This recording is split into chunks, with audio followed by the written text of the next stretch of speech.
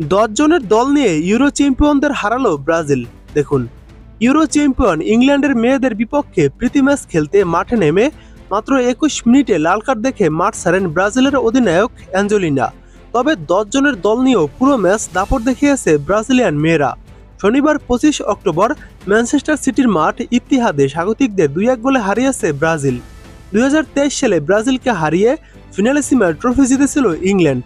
ওই বছরই বিশ্বকাপের ফাইনাল খেলে তারা, যদিও স্পেনের কাছে হেরে রানার্স আপ হয়েছিল ইংল্যান্ড।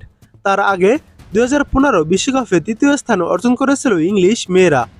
ইত্তিহাদ স্টেডিয়ামে শুরুটা ভালো করতে পারেনি স্বাগতিকরা। ম্যাচের 20 মিনিটের মধ্যে 2টি গোল হজম করে বসে তারা। গোল দুটি করেন বিয়া জানেরাত্তো ও দুদিনহা। তবে এরপরই লাল কার্ড দেখে মাঠ ছাড়তে হয় ব্রাজিলের অধিনায়ক অ্যাঞ্জেলাকে। কিন্তু 10 জনের দল নিয়েও প্রথমার্ধে কোনো গোল হজম না করেই বিরতিতে যায় তারা। দ্বিতীয়ার্ধে শুরু থেকে গোলের জন্য মরিয়া হয়ে ওঠে ইংল্যান্ড। তার ফল পেতেও অবশ্য খুব বেশি অপেক্ষা করতে হয়নি তাদের। 52তম মিনিটে পেনাল্টি পেয়ে যায় ইংলিশরা। সফল স্পট কিক থেকে ব্যবধান কমান স্টোনওয়ে।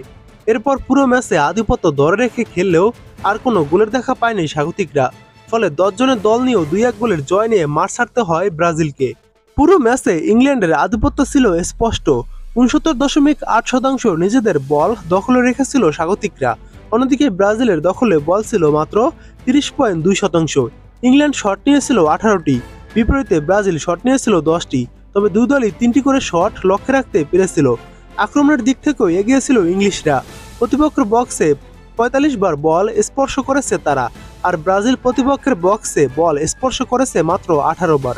পুরো ম্যাচে 461টি পাস দিয়েছে ইংল্যান্ড, আর ব্রাজিল পাস দিয়েছিল 192টি। পাস অ্যাকুরেন্সির দিক থেকেও ইংলিশরা অনেক এগিয়ে ছিল। তাদের 81.1 পাস অ্যাকুরেন্সির বিপরীতে ব্রাজিলের ছিল 57.3 অ্যাকুরেন্সি পাস।